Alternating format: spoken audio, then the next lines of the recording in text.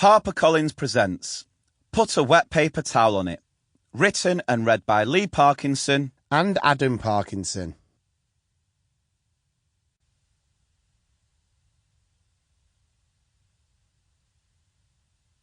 Who's Who? Hello and welcome to Put a Wet Paper Towel on It, the book, with me, Mr. P. And the other Mr. P. Or as we're also known, Lee. And Adam. Can you believe this? We have managed to write our own book. Could you imagine the look on some of our teachers' faces if they knew that? Oh, well, I've been thinking about that a lot since we started writing this book. Remembering my old teachers, some of whom will get a fair share of the word count we need to reach. There have been times during the writing process where I've pictured some of them. For example, the one teacher who in a fit of rage once turned to me and shrieked, "You monkey clown, get out!" I wonder what he must think, knowing the child who directly contributed to him balding and turning grey before 35 is now a published author. Yes, it is certainly going to be a surprise for some. I wonder whether we should send a signed copy of the book to our old school so it can be displayed on the Wall of Fame. I assume most schools have this, usually next to the trophy cabinet at the front of the building. It proudly showcases the achievements of past pupils who have managed to contribute something positive to society. This is usually at the entrance to convince prospective parents that this will definitely happen to their child if they choose the school. It'd be amazing to have a wall of shame too, so you can compare the two.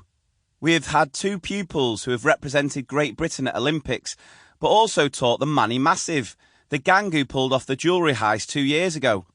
We take great pride in the fact our curriculum was able to equip those pupils with the skills to pull off one of the most famous robberies in recent history. Our other brother has a framed shirt on the Wall of Fame at our old school, doesn't he?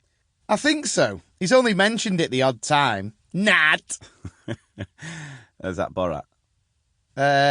Just a little bit. Mixing it up, audiobook, isn't it? Yeah, and there it is, people. Just a little taster of the quality banter you can expect to be delivered in bucket loads through our barely understandable use of proper English. But yes, our middle brother Ryan played rugby to a very respectable level, even representing England counties on a tour of Canada.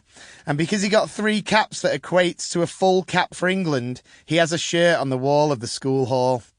But I think it needs this literary masterpiece sitting next to it. Absolutely. Done. I will send a copy. Brilliant. We managed to give our other brother a mention in the first few pages, meaning he will, hopefully, not get another one for the rest of the book. 100% agreed. Now you are officially a published author. I know for a fact you'd be dropping that in as a chat-up line if you were single. You know, as opposed to telling ladies you fancied that you were a primary school teacher. Just relax, Lee. You're cramping my style. Seriously, Adam's go-to chat-up line when he was younger and out on the pull was that he was a primary school teacher. Worked though, didn't it? You dream and achieve. Did it? We're talking well over a decade ago. I reckon if you tried the "I am a primary school teacher" line now, it'd get you nowhere. In fact, you'd probably be lectured on how it is your fault that society's fallen apart and you shouldn't complain as you get all those holidays. Even in my relatively short 13-year teaching career, the general level of respect towards teachers has nosedived to shockingly low levels. Yeah, parents often turn round to me and have a go at me for daring to question their child, and then blame me for their child being unable to tie their shoelaces or wipe their own arse. Right, so back to the book. If you haven't already worked out, this is a joint venture between Adam and me. I initially assumed for the printed book, readers would have been able to work out who had written what based on the fact Adam's writing would be barely comprehensible.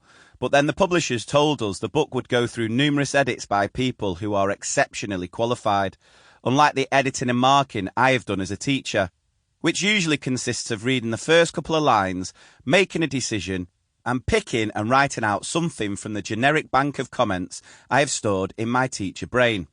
Let me guess. Great effort! You finished the task, but let's be fair, the quality of what you wrote was way off. Fantastic! Decent. Good! Barely readable. Good start! You spent 25 minutes and only managed 1 sentence. Are you taking the mick? Yeah, pretty much. Now, you might be thinking, how can a teacher say this? Sample complete. Ready to continue?